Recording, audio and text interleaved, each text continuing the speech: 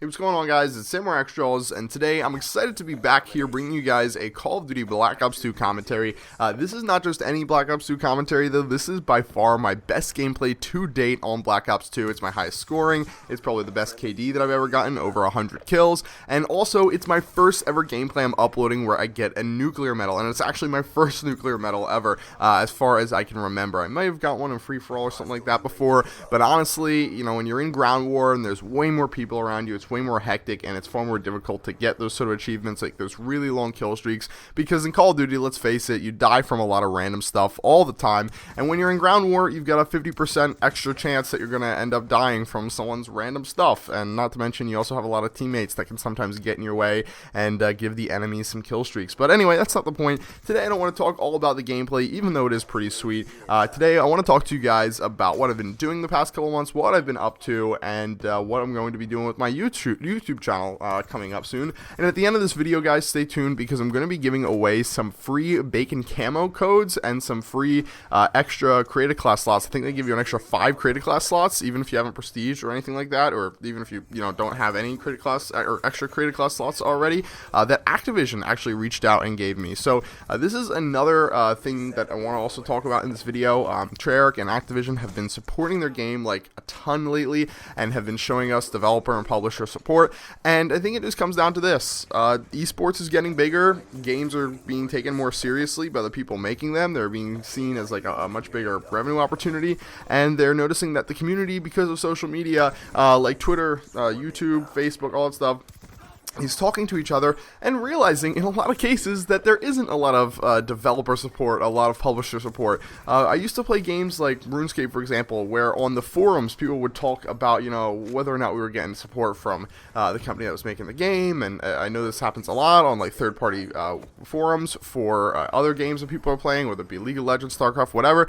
But when there's like a central place like Twitter or Facebook where all these people are talking about all the issues, all the things they see wrong with what the developer's doing, I think the developer starts to get a little bit worried and starts to take notice, because then they're like, oh crap, we could start looking really bad here if we don't start doing some really good stuff. So I think that's a really good thing. I think social media is connecting everyone who has a common interest, like the Call of Duty community, and is making the developers step up their game. So that's always good stuff. But anyway, we'll get maybe to more of that towards the end of this video when I give away some codes for you guys. Don't worry.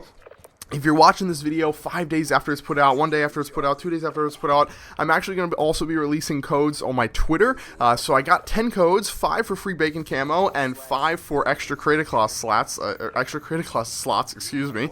And I'm going to give away 5 in the description of this video as soon as I put it out. And then I'm going to put up 5 on my Twitter a few days afterwards. I'm going to do it all on, let's say, the 22nd. So today, if you're watching this video, on the day it's put out, it is the 20th, so in 2 days from now, on Friday, March 22nd, 2013, I'm going to be giving away 5 more codes for bacon camo and for extra critical class slots. So it's a total of 10, 2 of the bacon camo and 3 of whatever. You guys get the idea in the description, and then the rest later on. So let's get into talking about some other stuff. What I've been up to. So a lot of people think I may have quit YouTube or something like that, and I've given it a lot of thought, and I think this answer for me has changed a couple times over the past year, but I think I've comfortably came to a resting idea on this subject. I don't think I'm ever going to quit YouTube. I really don't. I think video is too powerful of a tool to use to express your opinions and thoughts and whatever you want to talk about, your knowledge, through the internet. It's too awesome for me to just be like, oh, I'm done with this after I'm a certain age or whatever. It really stands to reason that I'll be doing YouTube for the rest of my life, because I'll always want to put up videos and share what I'm thinking with more people than I could reach by physically going to places and talking to them. So I wouldn't worry about me quitting YouTube anytime soon. I enjoy doing it far too much, and it doesn't really matter if there's 20 people watching me, 100 people watching me, or a few thousand people watching me. As you guys have seen, I've been putting up some videos, not a ton, because I've been kind of on a vacation, which I'll talk about soon.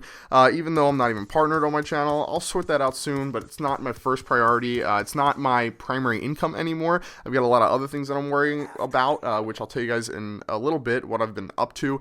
But yeah, it's just sort of like a fun thing for me to do, and it's also a great outlet, and it's also a great, like, check of my priorities and like what I'm thinking and how I've been doing, because a lot of people will give me their honest feedback. Actually, a lot of people will just give me their completely blunt and honest feedback on stuff I think and stuff I say all the freaking time, and I love that a lot of the time, although sometimes it can get a little bit annoying because people are judging me without knowing the full situation. So speaking of that, people judging me without knowing the full situation, a lot of people lately have been like, oh, you're quitting YouTube, you're done, whatever, you're doing all this stupid stuff, hanging out with celebrities, what have you been doing?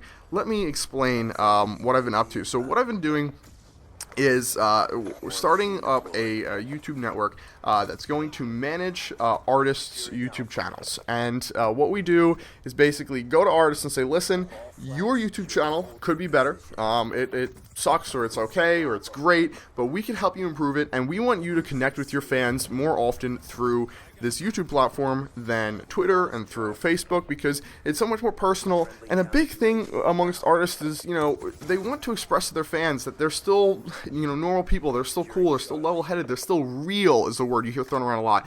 And a lot of these artists who I've met have been actually almost all of them have been super down-to-earth, awesome guys, despite the millions of dollars that they've made and all the fame that they have and all that crap that could easily go to 99% of the population's head, because they're, really talented, and they grinded, and they're really understanding of this privileged position that they're in. They're usually very humble people, and they usually are very quote-unquote real. So we want to teach them to use YouTube as much as possible to make videos for their fans, to connect with their fans, to talk to their fans, and to show their fans that they're still just normal guys like me and you, who just happen to, grind really hard and get lucky, or grind really hard and reap the success maybe 5 years after most other people would have reaped the success. We just think YouTube is so awesome, and we think more people should be using it. So that was sort of an idea I came up with a while ago, and I've been trying to make it work for a long time. Finally connected with Mozzie and Matt Schlicht Mozzie Casarini and Matt Schlicht out of San Francisco, who managed Lil Wayne's Twitter and Facebook. Said, hey, we should be doing this with more artists. We should teach them how to do all this stuff, and things have been going pretty well since then. That's as much as I can really tell you at this point. More details in the future. However, let's talk about some other stuff. Let's talk about these codes and what Activision and Treyarch have been doing for their games. So MLG Dallas just happened, and we saw that Treyarch and Activision have been focusing on this esports campaign, and I think it's very important to take note of, because although esports really isn't that big of the community, it's like, probably the size of the quickscoping community, maybe half the size, we'll say. It's like 1 million people out of the 30 or 40 million people who play Call of Duty who are interested in esports. I think we really need to pay attention to it, because game developers are realizing the big money is going to be made when they make their game into a sport, so they're going to be catering their game to make it like a sport. That's why we see pubs and competitive play, pubs and MLG play, kind of coming together into the new competitive format. And that's also why we see these publishers, these entities, Activision and Treyarch, trying to copy and mimic what the developers and the publishers for League of Legends are doing, and the developers and publishers for StarCraft are doing, because those are hugely successful competitive games. So I think by paying attention to the competitive scene, we can really judge where things are going to go as far as our casual scene.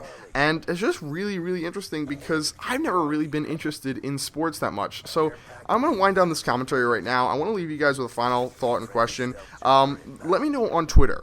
I'm not really a big sports fan, but I would watch esports. Would you watch esports? Would you watch sports even though you might not watch football, or would you not watch either? Anyway, that's pretty much it. Like the video if you guys enjoyed it. I will catch you guys later. Peace out. Bye.